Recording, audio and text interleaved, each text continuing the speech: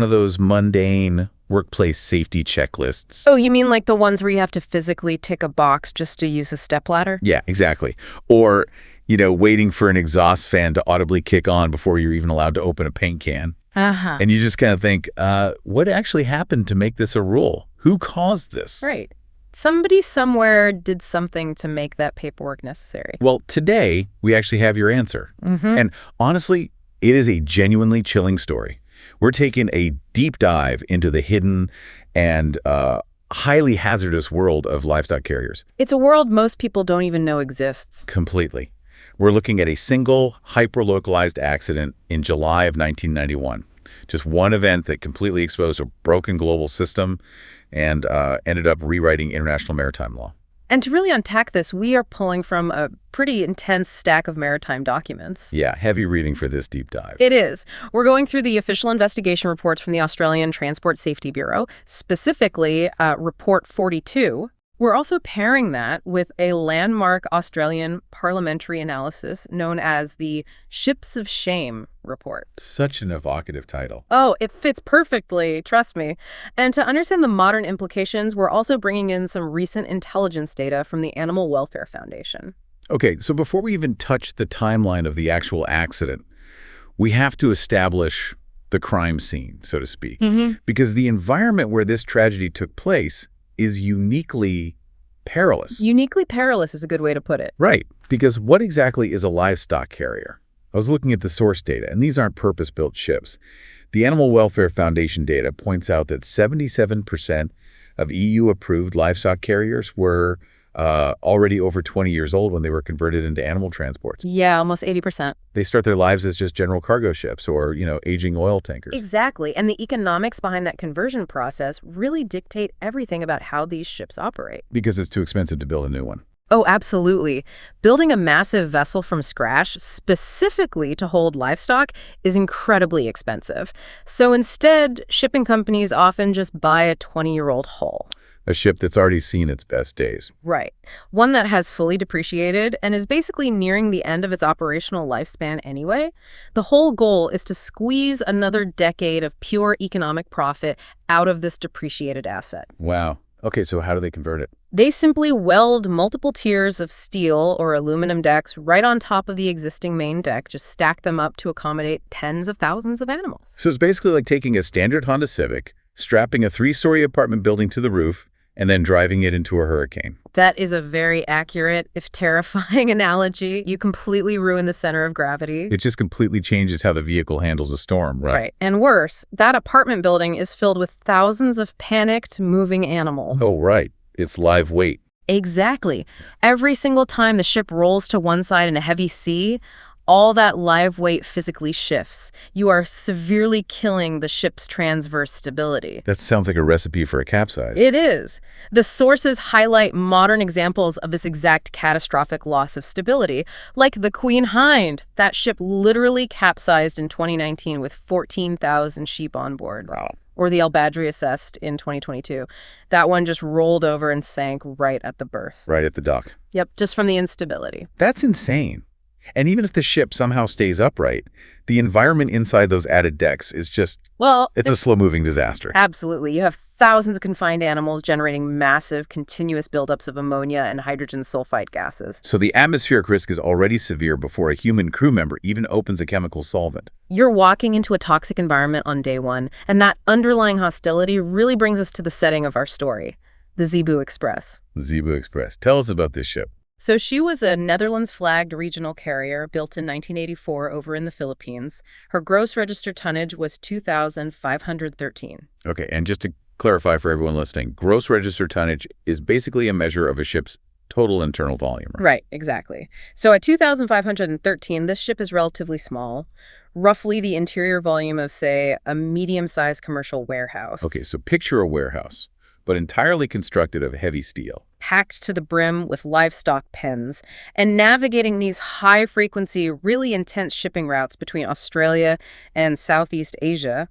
So the crew is already operating in this compact, highly demanding, frankly hostile space. Right. And that takes us to Darwin Harbour, July 22, 1991. The Zebu Express is anchored in ballast. Which means it's empty of cargo. Exactly. It's riding high in the water, just waiting for its next load of animals. It seems like a perfectly quiet day for some routine maintenance. It's a completely normal day. Right. So the chief engineer and the second engineer climbed down into the forward bow thruster compartment to clean the electric motor. Now, for context, the bow thruster is essentially a propeller built into the nodes of the ship. To help it maneuver sideways while docking. Exactly. But the compartment housing its electric motor is this claustrophobic, highly enclosed space. It's located deep down in the hull, right beneath the chain lockers. Not a place you want to spend a lot of time. No.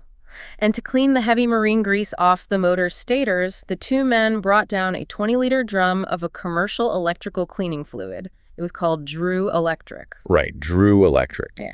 And looking at the chemical makeup, the main active ingredient in this stuff is an industrial solvent called 1.1.1 trichloroethane. That's the one. They brought paintbrushes to apply it, along with a small pneumatic spray gun that was attached to a 1-liter canister. And this is where the sequence of events turns deadly. And it's entirely due to a massive engineering oversight in how that ship was wired. Okay, explain that. So the enclosed bow thruster compartment did have a ventilation fan. Okay, good. But the power for that fan was directly coupled to the main contactor starting circuits, which were fed by the main shaft generator. Wait, I have to pause you there because that makes absolutely zero sense from a safety perspective. You're saying the ventilation fan for a deep enclosed compartment is hardwired to an engine that only runs when the ship is moving. Yep. But there at anchor, the main engine is off. I know, it's baffling. But this is a classic hallmark of cheap ship conversions. Oh, they save money. Exactly. Instead of running dedicated independent electrical lines for life support systems like ventilation shipyards, often just piggyback secondary systems onto the nearest available power source, it saves time and it saves copper wire. So because the Zebu Express was at anchor and the main engine was off, the main shaft alternator was stopped. Which meant there was zero power supply to the bow thruster fan. The fan was dead. So the ventilation system was functionally designed only to cool the heavy machinery when it was actively running. It completely ignored the biological need to provide fresh air for maintenance workers. Completely ignored it. But wait, I still struggle to believe that two veteran maritime engineers wouldn't notice they were suffocating in real time. It's a common question. I mean, if the fan is completely dead, wouldn't the air feel heavy? Wouldn't it smell overwhelmingly of chemicals the second they climb down the ladder? Why wouldn't they just turn around and leave? It really comes down to the mechanism of how they applied the chemical. The spray gun. Yes. If they had only used the paintbrushes, the evaporation rate of the trichloroethane might have been slow enough. They might have recognized the headache and nausea kicking in and evacuated. Right. But they used the pneumatic spray gun. Aerosolizing the solvent literally changed the physics of the room. Wow. It transformed a liquid into this heavy, rapidly expanding cloud of vapor that violently displaced the oxygen in that tiny compartment. Oh, God. So it happened fast. So fast. The concentration of toxic gas spiked before their central nervous systems could even register panic or a lack of air. It's an invisible ambush. That's exactly what it was. Early in the afternoon, the second engineer is overcome.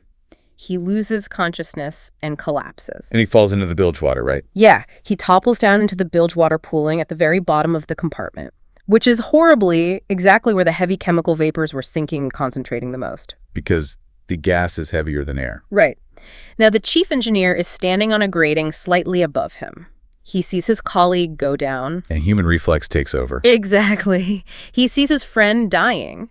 Now, standard protocol would be to climb up to the main deck, locate a self-contained breathing apparatus, strap it on, and then return. But that takes precious minutes. Minutes he felt he didn't have. So he acts on pure, desperate instinct. He rushes down the ladder right into the highest concentration of the vapor to pull him out without any breathing gear. He basically threw himself into a gas chamber. He did. The official report notes that after just a few gulps of that heavily contaminated air, he became completely distressed. He tried to retreat. Right, he realizes his mistake. He manages to scramble back up the ladder toward the forecastle hatch, just desperate for a breath of fresh ocean air. But his brain is already heavily impaired by the lack of oxygen at this point. Severely impaired. In a state of total confusion, he physically pushes past the assistant engineer who was standing near the hatch above, turns around, and goes back down into the toxic compartment to try and save the second engineer a second time. Oh, my God. It's tragic. Both men asphyxiated. They died at the bottom of that compartment. And the assistant engineer couldn't get to them? He tried. When the assistant engineer realized what was happening, he grabbed a self-contained breathing apparatus and tried to go down to retrieve them. But the toxic vapor was so incredibly dense down there that it actually penetrated the seal of his face mask. Are you serious? Yeah. He began to feel himself being overcome and had to immediately abort the rescue. So how did they get them out?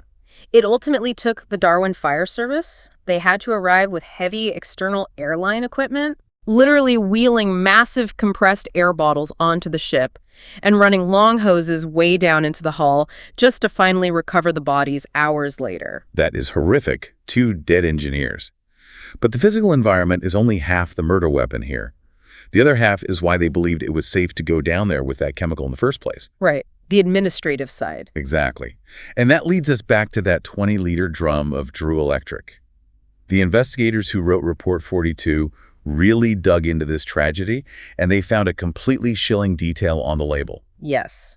The hazard warning sticker heavily implied the product was safe. How does an industrial solvent that just rapidly suffocated 2 men legally carry a safe label? Well, if we look at the historical context of maritime regulations back in 1991, we uncover a pretty dark economic reality regarding how danger was prioritized. Okay, tell me more about that. On that label, the word safe specifically and exclusively meant non-flammable. Oh, you're kidding. No, it was just meant to reassure the crew that spraying the solvent around electrical components wouldn't spark a fire. It completely failed to warn that the resulting vapor was highly hazardous in confined spaces. That feels like a massive betrayal of trust. By the manufacturer, by the regulatory bodies, everyone. It was a huge systemic blind spot. You have to understand, prior to 1991, the ultimate terror on a cargo ship was fire. Because a fire at sea is a total nightmare. Right. A fire destroys the asset, the cargo, and potentially sinks the entire vessel.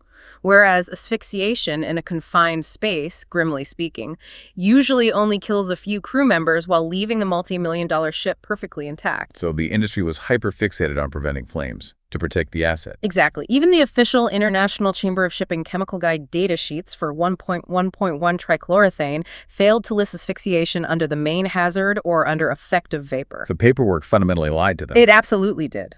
But the procedural collapse goes way beyond just a bad sticker, too. Report 42 noted that the Zebu Express operated with absolutely 0 protocols for enclosed space entry. Nothing. There was no safety checklist required before opening the hatch, no safety watch stationed outside to monitor them. There was no rescue harness or breathing apparatus pre-positioned at the entrance, and they had 0 communication system set up to talk to anyone above deck.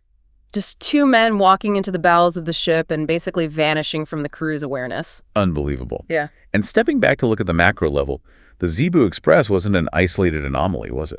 Not at all. This tragedy occurred in July 1991, which became an infamous month in the Australian maritime world.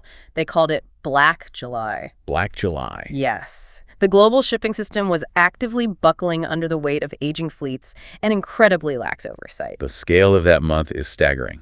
The very day before the Zebu Express fatality, July 21st, a massive Greek-registered oil tanker called the Kirkiyar literally broke apart off the coast of Western Australia. Yeah, that was a huge incident. When you look at the photos of the Kirky, it's visceral. 100 feet of the ship's solid steel bow simply sheared off and sank in heavy seas, just spilling crude oil everywhere. Just ripped right off. Right. And then, just 2 weeks later, an entirely different bulk carrier called the Manila Transporter went down. So that cluster of catastrophic failures completely paralyzed the regulatory authorities. And there is a fascinating piece of metadata in the source documents regarding this. The timeline of the report. Right. The Zebu Express accident happened in July 1991, but the official Australian Transport Safety Bureau investigation report 42 wasn't published until August 1993. It took 25 months to release the findings. 25 months. It sounds like the ocean was literally falling apart and the investigative bodies just couldn't process the sheer volume of wreckage.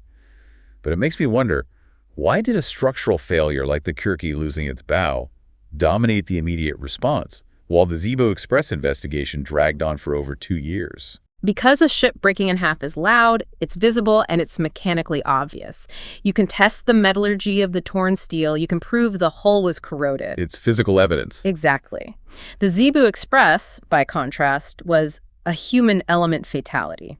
To investigate a silent, invisible gas asphyxiation, you have to meticulously unravel the invisible safety culture of that specific ship. Which is much harder to pin down. Oh, incredibly hard. Investigators had to interview traumatized crew members through translators, forensically audit maintenance logs that were very likely falsified or incomplete, and analyze global chemical supply chains just to understand why standard operating procedures didn't exist. Human factors engineering is a much slower, much more complex science than structural engineering. That makes total sense. But the slow unraveling of that safety culture eventually paid off because the blood spilled in 1991 fundamentally changed the global shipping industry, right? It did. The sheer volume of death and environmental destruction during Black July finally sparked a landmark Australian parliamentary inquiry. The Ships of Shame Report. The Ships of Shame Report. And this was the turning point. Before 1991, port state controls essentially functioned as hull inspectors. They checked if the steel was thick enough, if the engines ran. They cared about the hardware. Not the people. Right. But the events of Black July forced regulators to finally scrutinize the human element. The direct regulatory result of tragedies like the Zebu Express was the creation of the International Safety Management Code, commonly known as the ISM Code. So the ISM Code is the reason we have those annoying checklists today. Exactly. It legally mandates that ships implement documented safety management systems. You can no longer just hand two engineers a bucket of chemicals and point them toward a dark hatch. Right. You must have audited procedures, work permits, and mandatory atmospheric testing before anyone crosses the threshold of an enclosed space. You literally have to check the box. And Black July also birthed the Australian standards for the export of livestock, or ASL, which overhauled how these ships actually manage air quality. Right. ASL specifically targeted the hostile environment of the converted livestock pens we discussed earlier. Because of the ammonia. Exactly. Modern vessels are now legally required to maintain high-frequency air exchanges. We're talking about massive mechanical systems capable of executing 20 or more complete air changes per hour just to constantly flush out the ammonia and hydrogen sulfide. Okay, so we have the ISM code for the humans and ASL for the animals. The rulebooks are significantly thicker. But when we look at the recent data from the Animal Welfare Foundation, it begs the ultimate question. Did it work? Yeah. Did any of this actually fix the livestock shipping industry? Or did we just get better at writing rules that nobody follows? Sadly, the modern reality is incredibly grim. Because a rule is only as effective as the authority willing to enforce it. And on these aging converted ships, enforcement is a losing battle. The Animal Welfare Foundation data reveals that today, a staggering 78% of EU-approved livestock carriers still have documented fire safety deficiencies. Almost 80% of an active fleet failing fire safety checks. That is absurd for vessels carrying thousands of living, breathing creatures. But the economics haven't changed. Ship owners still deliberately evade the strict port state controls born out of Black July. They do this by using flags of convenience. Like registering the ships in other countries. Right. Registering their aging ships in countries with very lax oversight like Togo or Belize. And the physical consequences are still playing out. Like in October 2023, the EU-approved Brahman Express suffered an engine room fire shortly after departure and had to limp all the way back to Australia. And the Elbig is another horrifying modern example. Yes, the Elbig. In 2020, she spent 92 days wandering the Mediterranean on this erratic voyage with nearly 1,800 calves on board because multiple ports refused her entry. 92 days. And when she finally returned and anchored off Spain, a massive fire broke out on board, forcing the crew to abandon ship. She was declared a total loss. And when the authorities tried to auction off the dilapidated, burned-out hull, absolutely no one bid on it. It was worthless. Beyond the physical degradation of the ships, the industry also remains incredibly vulnerable to global logistics bottlenecks. Oh, heavily vulnerable. When the Ever Given grounded and blocked the Suez Canal in 2021, 14 different livestock carriers were suddenly trapped at anchor in the Red Sea and the Mediterranean. Completely paralyzed. Completely, while the biological clocks on their animal feed and water supplies just ticked down. And conflict zones are actively compounding the danger too. In early 2024, the EU-approved Mahija left Australia bound for Israel, but was forced to divert due to Houthi attacks in the Red Sea. Yeah, the Australian government ordered the ship to turn around. Right. And the sheep and cattle on board were trapped on that vessel for over a month, enduring a severe southern hemisphere heat wave while just parked off the coast, simply because unloading them back onto Australian soil was deemed too administratively complex and expensive for the exporter. And ultimately, 81 animals died during that ordeal. So the underlying model, taking 40-year-old rest buckets, welding animal pens onto the decks, and sending them into geopolitical conflict zones, that remains totally intact. It does. The regulations improved, yes. The required checklists exist. But they are fighting a constant battle against the brutal economic gravity of the trade. So to bring this all back to you listening, the next time you are forced to fill out a seemingly tedious safety form at work, or sign a permit to enter a confined space, or wait an extra 10 minutes for a ventilation fan to cycle the air, remember the Zebu Express. Remember 2 men rushing into the dark in Darwin Harbour? In 1991. Those regulations are not bureaucratic annoyances. They are written in blood. They are the calculated human cost of our global logistics network. And, if we look at how the industry might attempt to bypass this human fragility in the future, a really fascinating new dilemma emerges. Oh, like what? Well, we've spent this entire deep dive analyzing the human element, right? And how human instinct and error are at the core of maritime safety failures. But today, the global shipping industry is investing billions into developing fully autonomous AI-driven cargo ships. Wow. Okay, but the logic there is pretty compelling on the surface. Yeah. I mean, if you remove the human crew entirely, you completely eliminate the occupational hazards that killed the chief and second engineer on the Zebu Express. Exactly. And AI doesn't need fresh air to breathe. Right. Nobody ever has to go down into a toxic bow thruster compartment ever again. But that technological leap introduces a terrifying trade-off. Yeah? By removing the human crew to save human lives, do we just invite a new era of automated disasters? Oh, I see where you're going. Imagine a fully autonomous livestock carrier holding 15,000 sheep. Right. It experiences a silent technological glitch in its ventilation system, or an AI routing error leaves it stranded in the middle of a Red Sea heat wave. With no one around. It could trigger a massive environmental or animal welfare disaster with absolutely no humans on board to intervene, manually open a vent, or fight an engine fire. You solve the human casualty problem, but you potentially amplify the cargo tragedy. Something for you to mull over until next time. The next time you stare down a safety checklist and wonder exactly why that box is there,